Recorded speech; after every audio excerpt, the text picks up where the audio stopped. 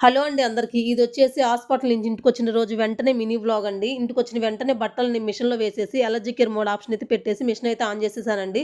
అది చూసిన వెంటనే నాకైతే మైండ్ బ్లాక్ అయిపోయింది. 3½ అవర్ అయితే టైం అయితే తీసుకుందండి. ఇంకా ఆఫ్టర్‌నూన్ అలా లంచ్ చేసిన తర్వాత ఇంకా ఈవినింగ్ టైంలో ఇలా ఇంటి దగ్గరలో ఉన్నటువంటి కేపీని ఫ్రెష్‌కి అయితే వచ్చేసానండి. పిల్లలకి ఈ మధ్య అయితే వైరల్ ఫీవర్ అయితే వస్తుంది కదా! రిపోర్ట్స్‌లో white blood cells, platelets count అయితే చాలా అంటే చాలా అయితే తగ్గిపోయిందండి. చాలా అయితే డిక్రీజ్ అయిపోయాయి. అందుకని చెప్పేసి డాక్టర్ గారు ఏమని సజెస్ట్ చేశారు అంటే, మనం వాడే మెడిసిన్ కంటే కూడా మనం నేచురల్‌గా వాటిని ఎలా ఇంక్రీజ్ చేసుకోవడం కోసం కొన్ని రకాలైనటువంటి citrus foods like kiwi, papaya, oranges, lemon, ఉసిరికాయ అంటే ఇట్లా పుల్లగా ఉండేయి. వాటితో పాటు కొన్ని రకాలైన గ్రీన్ లీఫ్ వెజిటబుల్స్ పాలకూర, బ్రొకోలీ, క్యారెట్ ఇవన్నీ అయితే తీసుకొని నేచురల్‌గా మనం వాటిని వైట్ బ్లడ్ సెల్స్ గాని, ప్లేట్లెట్స్ గాని కౌంట్ తగ్గిపోయినప్పుడు వాటిని ఇంక్రీజ్ చేసుకోవచ్చు అని చెప్పారు. అందుకని చెప్పేసి వాటి కోసం అయితే ఇక్కడ తీసుకుందాం అని చెప్పేసి దగ్గరలో ఉన్నటువంటి కేపీఎన్ ఫ్రెష్‌కి అయితే వచ్చేసానండి. నేను డైలీ రెగ్యులర్‌గా ఎవ్రీ వీక్ వచ్చేసి పాలకూర, బ్రొకోలీ అయితే యూజ్ చేస్తూనే ఉంటాను. అవైతే ఇంట్లో ఉన్నాయండి.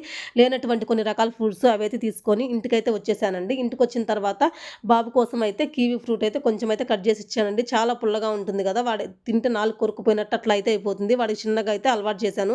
పెద్దవాళ్ళని తినడానికి అవి కొంచెం పుల్లగా అయితే అనిపిస్తుంది. ఇంక పిల్లలిద్దరి కోసం అయితే ఆరెంజ్ జ్యూస్ కావాలని చెప్తే ఆరెంజ్ జ్యూస్ అయితే చేసి అయితే ఇచ్చేసానండి.